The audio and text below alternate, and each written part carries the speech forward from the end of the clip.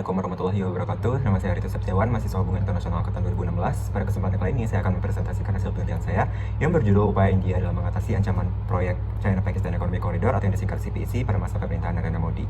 Nah, untuk latar belakang sendiri, apa yang terjadi pada tahun 2013, Tiongkok dan Pakistan memulai kerjasama CPEC yang merupakan proyek andalan dari Belt and Road Initiative atau BRI, yang mana jalur CPEC ini nantinya akan menghubungkan Pakistan dengan Tiongkok Barat Daya, tepatnya di Provinsi Xinjiang. CPEC ini merupakan suatu mega proyek yang berfokus kepada 3 bidang utama. Yang pertama itu infrastruktur, yang kedua itu bidang energi, dan yang ketiga yakni pengembangan pelabuhan yang akan berpusat di Pelabuhan Gwadar di Pakistan. Nah, lalu apa yang menjadi permasalahan di sini? Ternyata India sangat menentang keras pembangunan CPEC ini karena CPEC ini ternyata memberikan serangkaian ancaman bagi kepentingan dan keamanan India di kawasan Asia Selatan.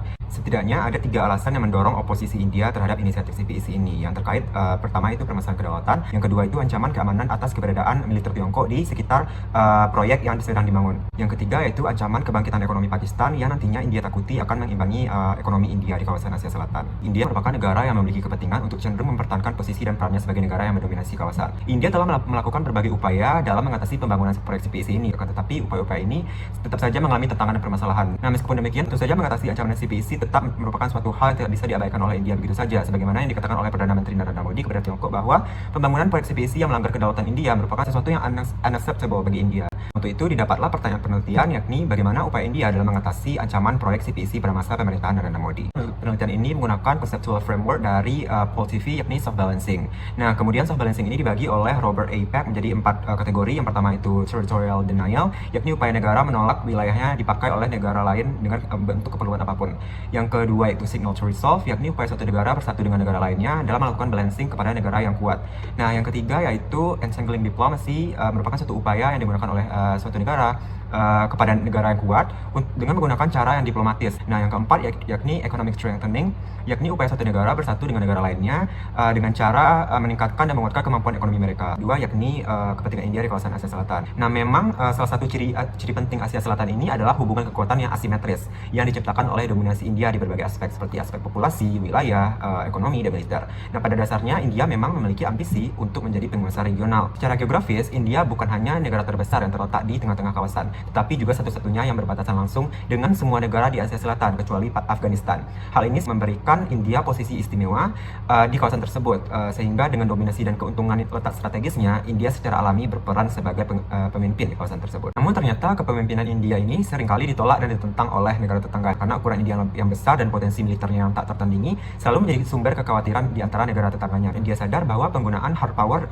dinilai gagal karena pendekatan ini malah membuat gerakan anti India di kawasan Asia Selatan. Dalam beberapa tahun terakhir, India mulai menggunakan lebih banyak strategi soft power dalam melakukan pendekatan terhadap negara tetangganya. Asal-usul kebijakan luar negeri India ini berakar pada pemikiran Perdana Menteri Nehru. Dalam istilah yang luas, pandangan Nehru ini dijelaskan sebagai kombinasi dari realisme dan idealisme. Realis dalam arti bahwa dia memandang dunia sebagai salah satu ancaman dan negara lemah sangat rentan terhadap negara yang kuat. Konsekuensinya, negara harus berpedoman pada kepentingan nasionalnya. Sedangkan dari aspek idealis, ini Nehru bersikap skeptis terhadap pengaruh kekuatan asing dan ingin menjauhkan kekuatan asing di kawasan karena kawasan Asia Selatan dianggap sebagai wilayah pengaruh India. India memiliki hubungan yang tidak stabil dan rumit dengan hampir semua negara di kawasan Asia Selatan.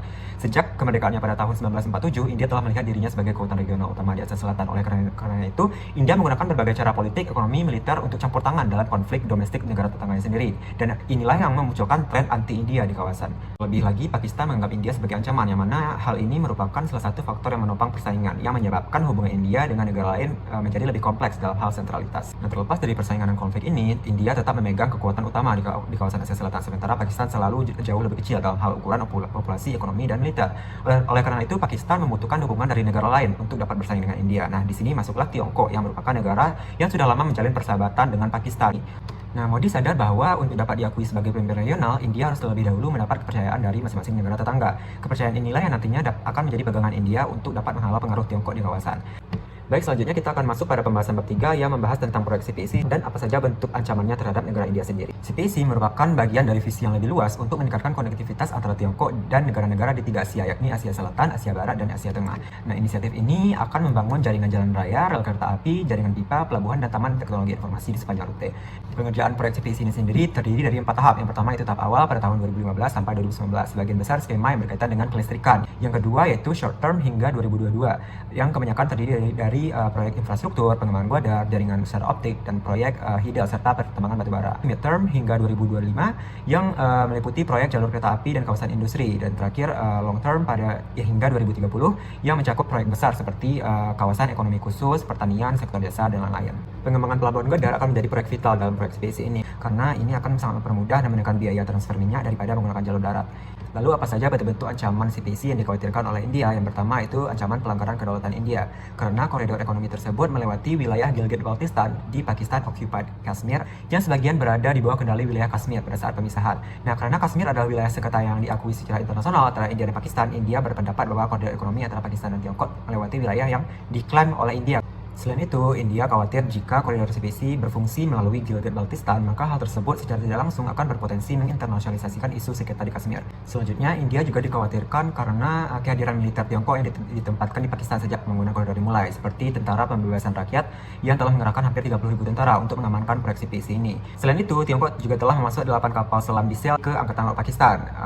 Tiongkok juga mengumumkan bahwa akan mendirikan pusat pelatihan militer di Karachi untuk tujuan yang sama. Nah, aktivitas Tiongkok ini merupakan ancaman keamanan serius bagi India karena seolah-olah Tiongkok berusaha mengepung India hingga ke wilayah Samudra Hindia. Alasan selanjutnya lebih ke alasan ekonomi karena India takut bahwa kebangkitan ekonomi Pakistan karena proyek CPIC ini akan dapat menyaingi ekonominya di kawasan. Pada bab 4 saya akan mendeskripsikan apa saja upaya-upaya India dalam mengatasi ancaman proyek CPIC ini terlepas dari berhasil atau tidaknya upaya tersebut. Yang pertama yaitu penolakan tegas India terhadap pembangunan jalur CPIC di Gilgit-Baltistan. Mulai dari pernyataan Kementerian Luar Negeri di situs web hingga pernyataan pejabat pemerintah termasuk Perdana Menteri sendiri. Seperti Menteri Urusan Luar Negeri India Sushma Swaraj yang menjabat saat itu membuat pernyataan yang mengatakan bahwa pemerintah telah menyampaikan keprihatinannya kepada Tiongkok tentang aktivitas mereka di POK dan meminta mereka untuk menghentikan aktivitas tersebut. Selain itu, Narendra Modi juga mengatakan bahwa hanya dengan menghormati kedaulatan negara yang terlibat, barulah koridor konektivitas CPIC dapat memenuhi janji mereka dan menghindari perbedaan dan perselisihan. Nah, dari dokumen resmi Kementerian Luar Negeri India sendiri juga telah beberapa kali menyatakan penentangan tegasnya terhadap penggunaan jalur Gilgit-Baltistan ini. Bentuk oposisi lain juga ditunjukkan dengan absennya India di Belt and Road Forum pada tahun 2017. India juga telah menyuarakan isu pelanggaran kedaulatan ini pada sesi ke-39 Dewan HAM PBB. Lalu India juga menolak untuk ikut bergabung dengan CPIC meskipun Tiongkok telah beberapa kali mengundang India untuk terlibat dalam proyek tersebut. Pada 5 Agustus tahun 2019, pemerintah India mengeluarkan keputusan yang mengejutkan dengan mencabut status khusus yang diberikan kepada Kashmir, yang menjamin hak khusus bagi negara mayoritas Muslim, termasuk hak atas konstitusi dan otonominya sendiri. Setahun setelah keputusan India terhadap status Kashmir, tepatnya pada tanggal 1 November 2020, Perdana Menteri Pakistan Imran Khan mengumumkan keputusan pemerintahnya untuk memberikan status provinsi sementara kepada Gilgit-Baltistan. Nah, pengumuman Khan ini menimbulkan tanggapan yang cepat dari India yang mengklaim wilayah itu sebagai bagian dari Kashmir yang lebih besar. Nah, jadi dapat disimpulkan bahwa upaya India dalam menolak penggunaan wilayah Gilgit-Baltistan ini dapat dikategorikan sebagai territorial denial, yang mana suatu negara menolak wilayahnya digunakan oleh negara lain. Nah, upaya selanjutnya dilakukan India dengan berkolaborasi dengan Amerika Serikat, yang mana kedua negara ini mempunyai kepentingan yang sama, yakni menekan pengaruh Tiongkok yang semakin meluas. Selain itu, India juga berkolaborasi dengan kelompok separatis seperti Baloch Liberation Army di Pakistan. Untuk menggagalkan proyek CPIC, Amerika Serikat terus menciptakan dan mendukung perselisihan di provinsi Balochistan yang merupakan jantung dari CPIC. Contohnya pada 2016, Amerika Serikat menambahkan Jamaat ul Ahrar ke daftar terornya. Ini mengkhawatirkan bagi Tiongkok dan Pakistan karena secara historis setiap kali Amerika Serikat menargetkan organisasi teroris di sepanjang perbatasan Afghanistan dan Pakistan, maka telah terjadi peningkatan wabah teror di Pakistan, yang mana wabah teror ini tentunya akan berdampak buruk bagi kelangsungan pembangunan proyek CPIC. Di distribusi aktif India dan pendanaan kelompok teror berbasis Balochistan seperti Baloch Liberation Army atau BLA untuk menumbangkan Pakistan dan CPIC. Contohnya pada tahun 2016, Nazar Baloch, kepala Baloch Liberation Front yang didukung RAW, sebuah badan intelijen eksternal India, secara terbuka menyatakan bahwa dia akan menyambut semua bantuan dari India dan menjanjikan serangan lebih lanjut terhadap CPIC. RAW melalui proksinya telah menyebarkan banyak pembunuhan terhadap para insinyur Tiongkok di Balochistan, dan juga serangan terhadap pekerja CPIC dari Tiongkok ini sengaja diatur untuk melepaskan Tiongkok dari Pakistan. Contohnya pada November 2018, konsulat Tiongkok di Karachi juga diserang oleh BLA. Nah, pada Maret tahun 2016, Badan Intelijen Pakistan mengungkap penangkapan mata-mata RAW bernama Kulbashan Yadav, yang mana dalam sebuah video Yadav mengaku bahwa dia adalah agen RAW yang melakukan operasi untuk mengguncang Pakistan dan CPIC. Namun demikian, upaya yang dilakukan India dan sekutunya untuk memisahkan Pakistan dan menaklukkan CPC dinilai gagal karena upaya militer Pakistan yang luar biasa telah berkontribusi besar dalam menormalkan situasi keamanan di wilayah tersebut. Nah, jadi dapat disimpulkan bahwa upaya selanjutnya yang dilakukan India adalah strategi signal to resolve, yakni bergabung dengan sekutu terbesarnya Amerika Serikat dan memanfaatkan kelompok separatis seperti Baloch Liberation Army untuk sama-sama menjatuhkan CPC. Nah, upaya selanjutnya yang dilakukan India yakni menyelenggarakan Wuhan Informal Summit. Hal ini dilatar belakangi oleh oposisi India vis-a-vis CPC dan serangkaian upayanya dalam menjatuhkan proyek yang mana telah semakin memperburuk hubungan India dan Tiongkok. Langkah India untuk benar-benar absen dari Belt and Road Forum pada tahun 2017 dipandang sebagai isyarat tidak menghormati Tiongkok. Pada saat yang sama, Tiongkok merupakan mitra dagang bilateral terbesar India. Kedua negara juga merupakan anggota dari grup BRICS dan Shanghai Cooperation Organization. Nah, maka dari itu India perlu mempertimbangkan juga situasi ini demi mempertahankan hubungan kerjasama ekonomi yang telah dijalinnya dengan Tiongkok selama bertahun-tahun. Jika Tiongkok memutuskan hubungan dagangnya dengan India, maka India berpotensi dilanda kerugian ekonomi. Hal inilah yang kemudian peneliti temukan menjadi ancaman baru dari resiko terkait penolakan keras India terhadap CPC, lebih stabilitas hubungan India dan Tiongkok. Hal ini dilakukan India dengan menggunakan Wuhan Informal Summit atau KTT Informal Wuhan yang dilakukan pada 27 sampai 29 April 2018. Tujuan dari pertemuan tersebut menurut siaran pers Kementerian Luar Negeri India adalah untuk bertukar pandang tentang isu-isu bilateral, global, dan menjelaskan visi dan prioritas kedua negara untuk pembangunan nasional dalam konteks situasi internasional saat ini dan masa depan. Beberapa media menilai Wuhan Summit ini dimaksudkan untuk membenahi hubungan keduanya. Terbukti diskusi tersebut juga menyentuh beberapa masalah yang paling mendesak yang dialami kedua negara, yaitu permasalahan CPC dan kebutuhan Doklam. Salah satu hasil dari KTT tersebut adalah arahan strategis para pemimpin kepada militer mereka untuk mengelola perbedaan di perbatasan yang tidak menimbulkan ketegangan. Namun meski ada tren kerjasama, India tetap tegas menentang CPC. Nah, hubungan ini digambarkan sebagai anomali akibat kepentingan strategis dan ekonomi. Perhatian strategis dan inti India dilanggar oleh Tiongkok, tapi pada saat yang sama Tiongkok merupakan mitra ekonomi penting bagi India. Nah, jadi dapat disimpulkan bahwa pasca penolakannya terhadap CPC, India perlu memperbaiki keretakan hubungannya dengan Tiongkok. Hal ini dilakukan India dengan strategi entangling diplomasi, yakni mengadakan KTT informal Wuhan dengan Tiongkok sebagai platform tukar pandang tentang isu-isu global yang terjadi.